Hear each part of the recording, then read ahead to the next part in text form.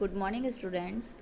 पिछले वीडियो में हमने बंद साझेदारी खाता या बहियों में समायोजन की एक समायोजन प्रविष्टि के द्वारा और लाभ हानि समायोजन खाता विधि की विधि का अध्ययन किया था। अब हम उस विधि के अकॉर्डिंग एक क्वेश्चन करेंगे। आपकी बुक का है क्वेश्चन नंबर 10 में ए ब से एक फर्म में साझेदार हैं। 1 जनवरी 2016 को उनकी पूंजी क्रमशः 50,000, 40,000 तथा 30,000 थी।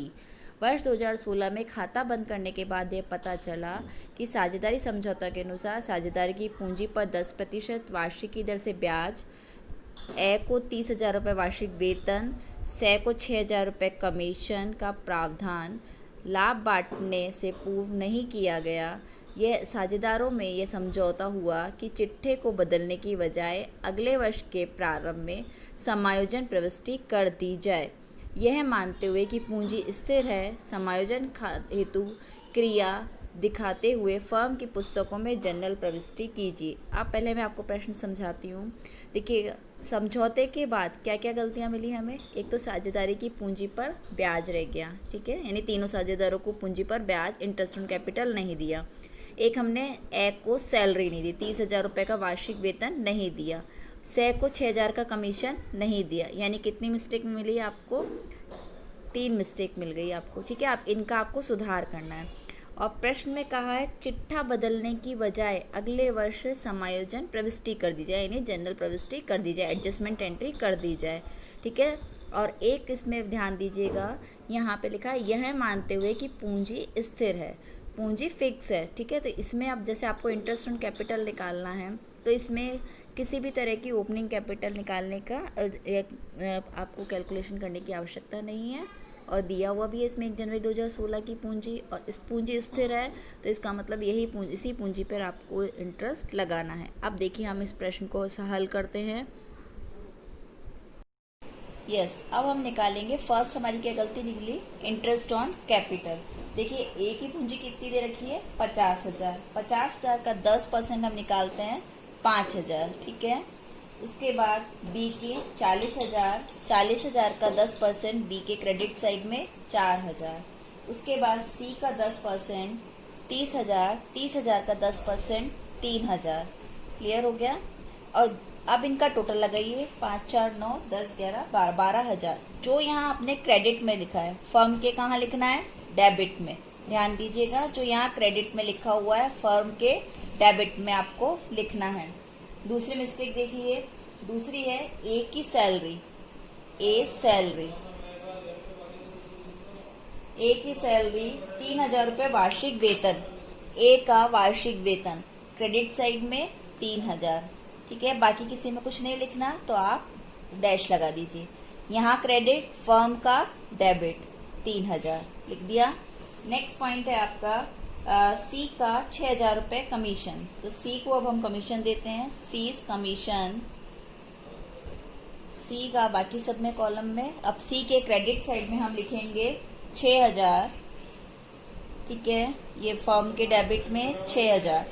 अब आप इन सब का टोटल लगा दीजिए। पहले हम टोटल्स का लगाते हैं। 12, 3, 6, 7, 8, 9, 12 और ये 21,000। अब फर्म का ये जो टोटल है हम क्रेडिट साइड में लिख देंगे 21,000, ठीक है। अब इस 21,000 को रेशो क्या है? बराबर, तीनों बराबर के साझेदार है, यानी 1:1:1। तो 21,000 को जब हम तीनों में बांटेंगे, यानी ए, बी और सी में बांटा, तो कितना आया?